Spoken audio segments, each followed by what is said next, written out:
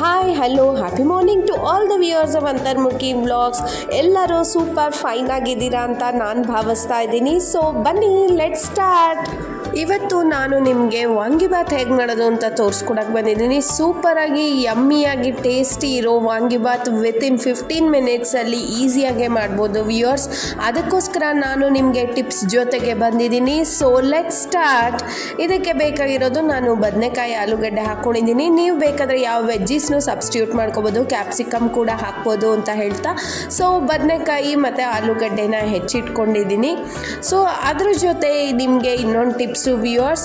ಇವಾಗ ಹುಣಸೆ ಹಣ್ಣು ಸಡನ್ನಾಗಿ ನಾವು ನೆನೆಸಿರಲಿಲ್ಲ ಅಂತ ಅಂದ್ಕೊಳ್ಳಿ, ನೆನೆಸಿಲ್ಲ ಸೊ ಮರ್ತೋಗ್ಬಿಟ್ವಿ ಅಂದರೆ ಏನು ಮಾಡೋದು?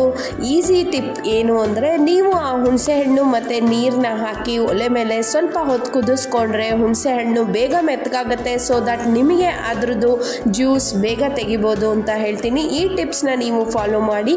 ಸೊ ಈಗ ನಾನು ಬದನೆಕಾಯಿ ಆಲೂಗಡ್ಡೆ ಎರಡೂ ಹೆಚ್ಚಿಟ್ಕೊಂಡಿದ್ದೀನಿ. ಸ್ವಲ್ಪ ದಪ್ಪಕ್ಕೆ ಇರಬೇಕು ಅಂತ ಹೇಳ್ತೀನಿ, ಯಾಕೆಂದರೆ ಅನ್ನದ ಜೊತೆ ಕಲಿಸಿದಾಗ ಅದು ಕೂಡ ಅನ್ನದ ಜೊತೆ ಮಿಕ್ಸ್ ಆಗಬಾರ್ದಲ್ವಾ. ಸೊ ಅದಕ್ಕೋಸ್ಕರ ಸ್ವಲ್ಪ ದಪ್ಪಕ್ಕೆ ನಾನು ಹೆಚ್ಚಿಟ್ಕೊಂಡೆ.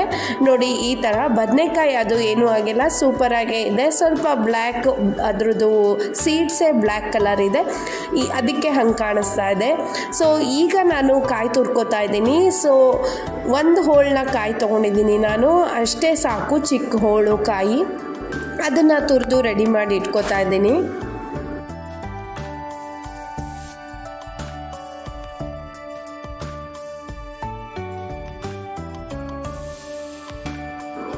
ಹಲೋ ವ್ಯೂವರ್ಸ್, ಆಮೇಲೆ ನಿಮ್ಗೆ ಇನ್ನೂ ಒಂದು ಟಿಪ್ಸ್ ಕೊಡೋಕ್ಕೆ ಇಷ್ಟಪಡ್ತೀನಿ. ನನ್ನ ನಾಲೆಡ್ಜ್ಗೆ ಎಷ್ಟು ತಿಳಿದಿದೆಯೋ ನಾನು ಅದನ್ನು ಶೇರ್ ಮಾಡ್ತಾ ಇದ್ದೀನಿ.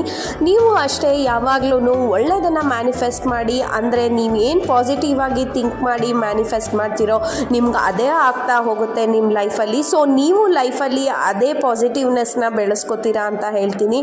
ನಿಮ್ಮ ಕೆಲಸಗಳು ಕೂಡ ನೀವು ಅಂದ್ಕೊಂಡ ರೀತಿಲೇ ಆಗಬೇಕು ಅಂದರೆ ಯಾವಾಗಲೂ ಒಳ್ಳೆಯದನ್ನೇ ಥಿಂಕ್ ಮಾಡ್ತಾ ಇರಿ. ಸೊ ದಟ್ ಒಳ್ಳೆಯದೇ ಆಗುತ್ತೆ.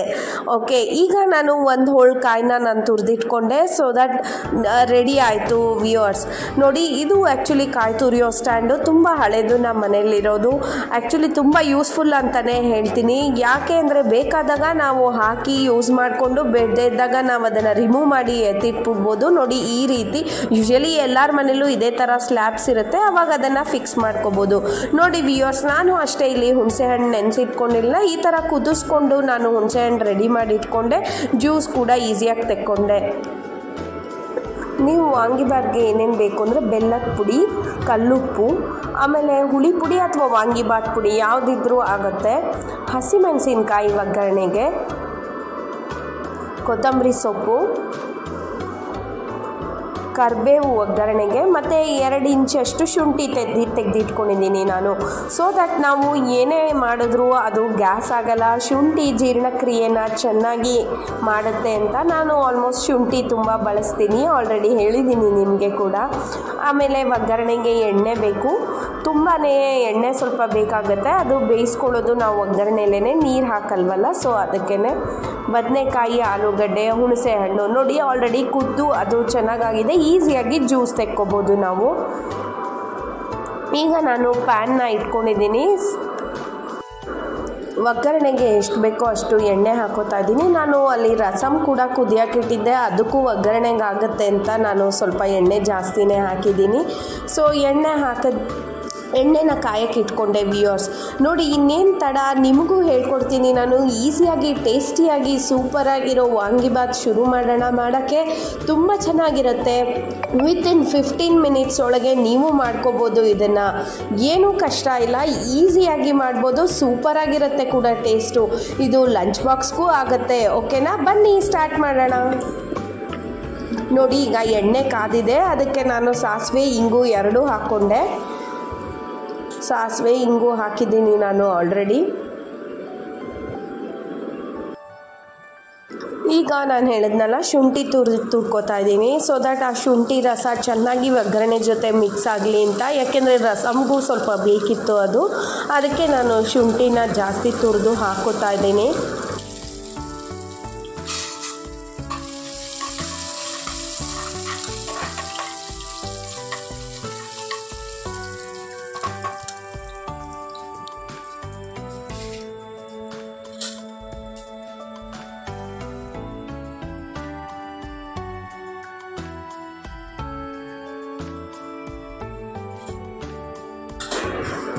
ಈಗ ಒಗ್ಗರಣೆಗೆ ಅರಿಶಿನ ಹಾಕೋತಾ ಇದ್ದೀನಿ ವ್ಯೂವರ್ಸ್, ಸೊ ದಟ್ ರಸಮ್ಗೂ ಇದು ಆಗುತ್ತೆ ಅಂತ ನಾನು ಹಾಕ್ಕೊಂಡೆ.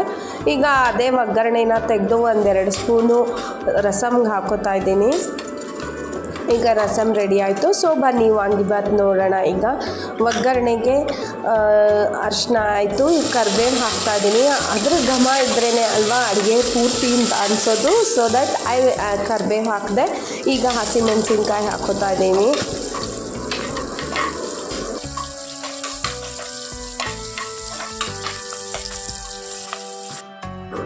ಈಗ ಹೆಚ್ಚಿಟ್ಕೊಂಡಿರೋ ಆಲೂಗಡ್ಡೆನ ಫಸ್ಟ್ ಹಾಕೋತಾ ಇದ್ದೀನಿ ನಾನು, ಯಾಕಂದರೆ ಆಲೂಗಡ್ಡೆ ಸ್ವಲ್ಪ ಟೈಮ್ ತೊಗೊಳುತ್ತೆ ಬೇಯೋಕ್ಕೆ, ಬದನೆಕಾಯಿ ಬೇಗ ಬೆಂದೋಗುತ್ತೆ.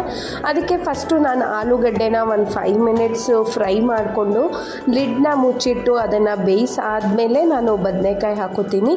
ಈಗ ನಾನು ಆಲೂಗಡ್ಡೆ ಹಾಕೋತಾ ಇದ್ದೀನಿ ವ್ಯೂವರ್ಸ್.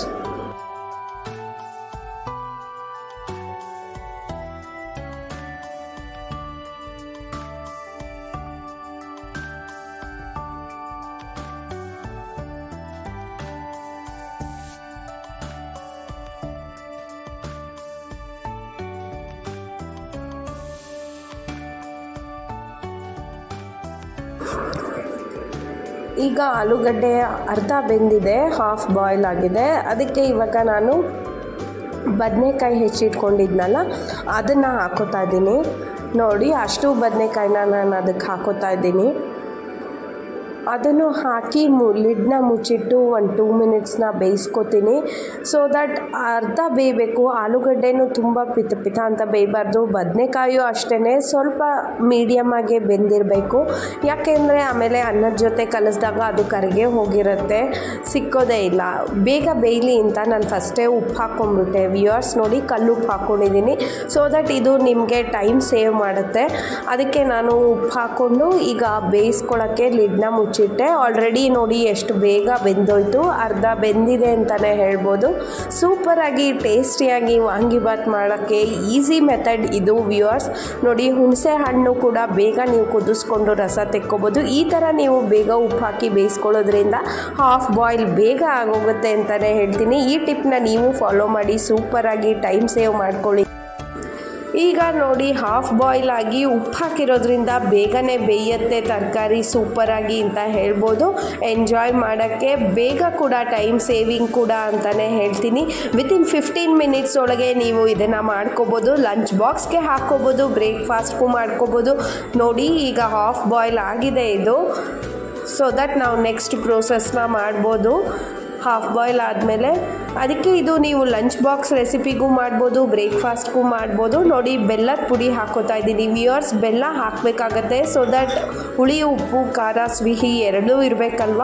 ಈಗ ಹುಣಸೆ ಹಣ್ಣು ಹಿಂಡಿಟ್ಕೊಂಡಿರೋದನ್ನು ನಾನು ಹಾಕೋತಾ ಇದ್ದೀನಿ, ಹುಣಸೆ ಹಣ್ಣು ರಸನ. ನೀವು ಖಂಡಿತ ಈ ಟೈಪ್ ವಾಂಗಿಬಾತ್ ಮಾಡಿ ನೋಡಿ, ಟೇಸ್ಟೇ ಬೇರೆ ಇರುತ್ತೆ, ತುಂಬ ಚೆನ್ನಾಗಿರುತ್ತೆ ಅಂತ ಹೇಳ್ತೀನಿ. ಈಗ ನಾನು ತೆಂಗಿನಕಾಯಿ ಹಾಕೋತಾ ಇದ್ದೀನಿ.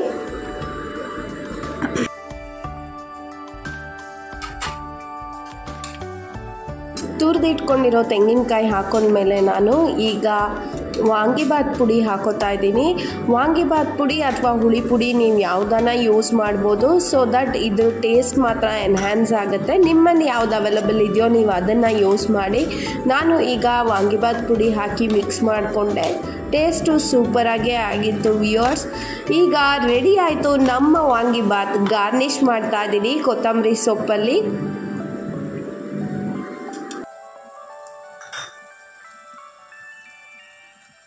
ನಮ್ಮ ಸೌತ್ ಇಂಡಿಯನ್ ಮೀಲ್ಸ್ಗೆ ಕೊತ್ತಂಬರಿ ಕರಿಬೇವು ಇಲ್ಲದೆ ಇದ್ದರೆ ಯಾವ ಅಡುಗೆನೂ ಆಗಲ್ಲ ಅಲ್ವಾ ವ್ಯೂವರ್ಸ್. ನೋಡಿ ಯಮ್ಮಿಯಾಗಿರೋ ವಾಂಗಿಬಾತ್ ರೆಡಿ ಆಯಿತು ಅಂತಲೇ ಹೇಳ್ತಾ ಇದ್ದೀನಿ ನಾನು. ಸೊ ದಟ್ ಬನ್ನಿ ಟೇಸ್ಟ್ ಮಾಡಿ ನೋಡೋಣ ಹೇಗಾಗಿದೆ ಅಂತ. ಬಿಸಿ ಬಿಸಿ ವಾಂಗಿಬಾತ್ ಪಲ್ಯ ರೆಡಿ.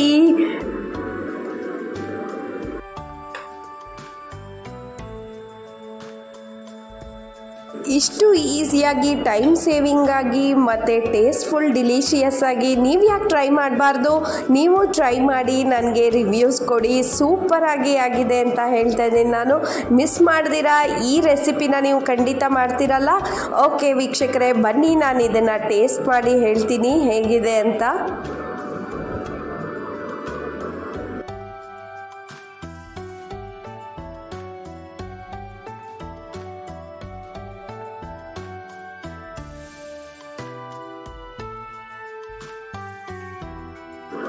ಕಲಿಸ್ಬೇಕಾದ್ರೆ ತುಂಬ ಬಿಸಿ ಬಿಸಿಯಾಗೇ ಇತ್ತು ವ್ಯೂವರ್ಸ್. ಓಕೆ, ಇವತ್ತಿನ ವ್ಲಾಗ್ ನಾನು ಇಲ್ಲಿಗೆ ಎಂಡ್ ಮಾಡ್ತಾ ಇದ್ದೀನಿ. ನೆಕ್ಸ್ಟ್ ವ್ಲಾಗಲ್ಲಿ ಸಿಗ್ತೀನಿ. Till then next vlog take care ಅಂತ ಹೇಳ್ತಾ ಖುಷಿಯಾಗಿರಿ, ಹ್ಯಾಪಿಯಾಗಿರಿ. ಸೂಪರ್ ಡಿಲಿಷಿಯಸ್ ಟೇಸ್ಟಿಯಾಗೇ ಇತ್ತು ವಾಂಗಿಬಾತು. ನೀವು ಮಿಸ್ ಮಾಡ್ದಿರಾ ಟ್ರೈ ಮಾಡಲೇಬೇಕಾದ ರೆಸಿಪಿ ಇದು. ಟ್ರೈ ಮಾಡಿ ನನಗೂ ರಿವ್ಯೂ ಕೊಡಿ ಅಂತ ಹೇಳ್ತಾ ಇವತ್ತಿನ ವ್ಲಾಗ್ ಇಲ್ಲಿಗೆ ಮುಗಿಸ್ತಾ ಇದ್ದೀನಿ. ಖಂಡಿತ ನೀವು ಟೇಸ್ಟ್ ಮಾಡಿ ರಿವ್ಯೂ ಕೊಡಿ, ಅಷ್ಟು ಸೂಪರಾಗಿ ಆಗಿತ್ತು. ಸೊ ಇನ್ನೂ ಸಬ್ಸ್ಕ್ರೈಬ್ ಮಾಡಿಲ್ಲ ಅಂದರೆ ಸಬ್ಸ್ಕ್ರೈಬ್ ಮಾಡಿ, ಲೈಕ್ ಮಾಡಿ, ಶೇರ್ ಮಾಡಿ ಆ್ಯಂಡ್ ಬೆಲ್ ಬಟನ್ನ ಕ್ಲಿಕ್ ಮಾಡೋದು ಮರಿಬೇಡಿ. ಬಾಯ್.